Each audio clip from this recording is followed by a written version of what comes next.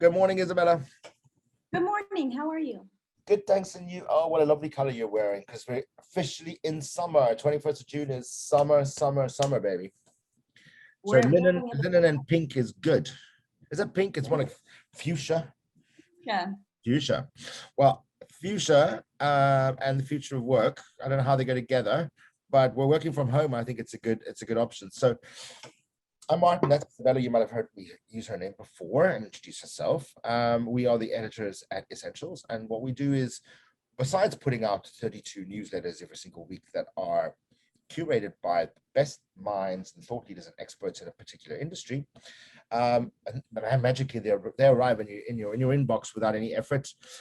They're highly curated, and they really are what allow you to read what the experts are reading, tweeting, and sharing.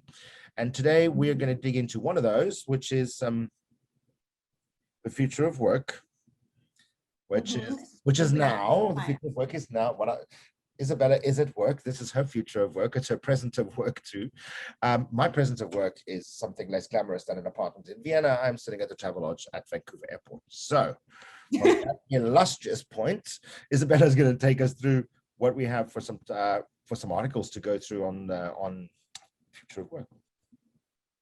Okay, so we have two great articles. First one, it's Pride Month, so we want to also talk about interesting things happen in future of work, and also how it affects minorities, people in the LGBTQ community. Right. And the first one is Women Who Inspire, the LGBTQ execs leading Fortune 500 companies. It was a fabulous article, I must tell you, because I think so much in Pride Month is about entertainment.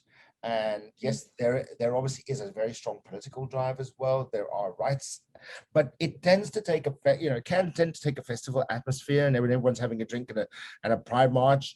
No one really wants to hear about the people really chipping away at the ceilings at the top. It's an interesting anecdote, but I think this puts it front and center. And I love that they are LGBTQ women who are pushing through. So what else we got there? So that one was just saying that now there's a record-breaking 41 women leading Fortune 500 companies. So it's still, it's growing. Two of those women. It's still tiny, right? As a percentage, it's still pretty small, but as long as it keeps growing, I mean, the trend is positive, right? Which is good.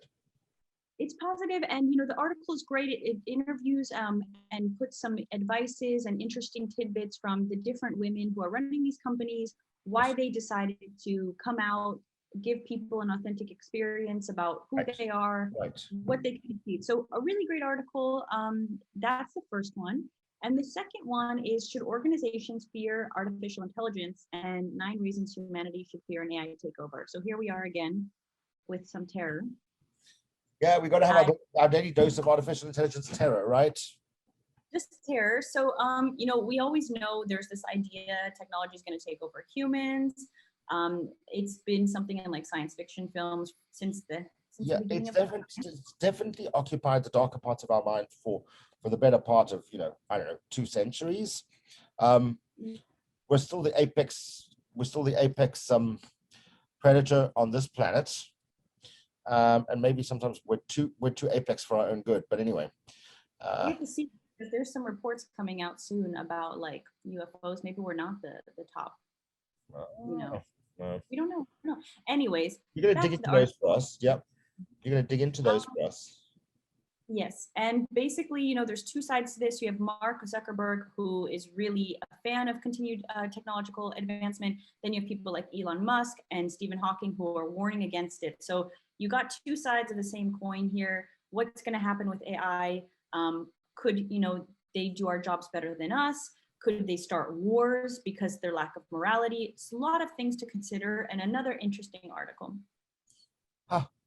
So, on that note, I wish you a good day. Readers, watchers, commenters, feedbackers, tell us what you love, tell us what you'd like us to do, and we shall do it. See you next time.